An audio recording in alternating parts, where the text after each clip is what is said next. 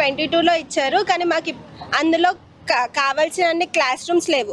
మేము ఇప్పటివరకు అడ్జస్ట్ అవుతూ ఉన్నాము. కానీ ఇప్పుడు మాకు మొత్తం 4 బ్యాచెస్ వచ్చాయి కానీ మాకు ఓన్లీ 2 క్లాస్ రూమ్స్ మాత్రమే ఉన్నాయి. మాకు కనీసం క్లాసెస్ చెప్పుకోవాలన్నా క్లాస్ రూమ్స్ లేవు. దట్టు మేము మా కరికులం ప్రకారం మాకు చాలా ల్యాబ్స్ ఉన్నాయి. మొత్తం 8 ల్యాబ్స్ ఉన్నాయి. మాకంటూ ప్రాక్టికల్స్ ఉన్నాయి. కానీ మాకు ఎటువంటి ల్యాబ్ ఫెసిలిటీస్ లేవు, క్లాస్ రూమ్ ఫెసిలిటీస్ లేవు.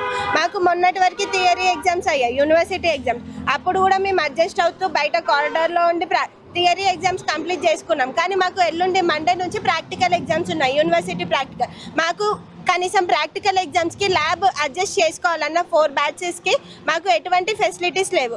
కలెక్టర్ సార్కి చాలాసార్లు వచ్చి మేము కంప్లైంట్ ఇచ్చాము, సార్ మాకు కాలేజ్ కావాలి, మాకు బిల్డింగ్ కావాలి. సార్ నుండి మాకు ఎటువంటి రెస్పాన్స్ లేదు.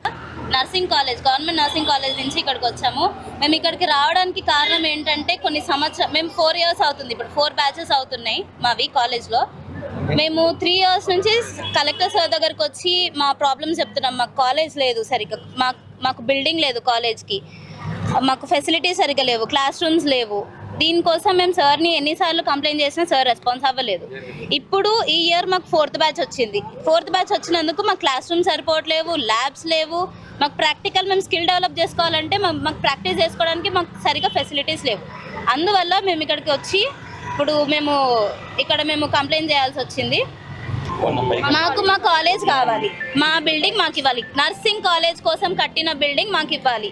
లేకపోతే మాకు ఏదైనా ఒక బిల్డింగ్ ఇస్తే మేము అందులో మా అకాడమిక్ ప్రోగ్రామ్ మేము కంటిన్యూ చేసుకుంటాం. మౌనం పాటిద్దాం అనుకుంటున్నాం. మాకు కరెక్ట్గా రెస్పాన్స్ వచ్చే వరకు, ఆన్సర్ వచ్చే వరకు, అడిషనల్ కలెక్టర్ సార్ మాకు రెస్పాన్స్ ఇచ్చే వరకు మేము ఇక్కడనే మౌనం పాటిద్దాం అనేసి నిర్ణయం చేస్తాం. చరిత్ర సృష్టించినోడు ఇప్పుడు ఆ చరిత్రని తిరగరాయబోతున్నాడు. అబద్ధాల గోడల్ని బద్దలు కొట్టి నిజాలను రాగా మీ ముందుంచబోతున్నాడు. నిజమైన వార్తల కోసం వెంటనే డౌన్లోడ్ చేసుకోండి రా యాప్ని.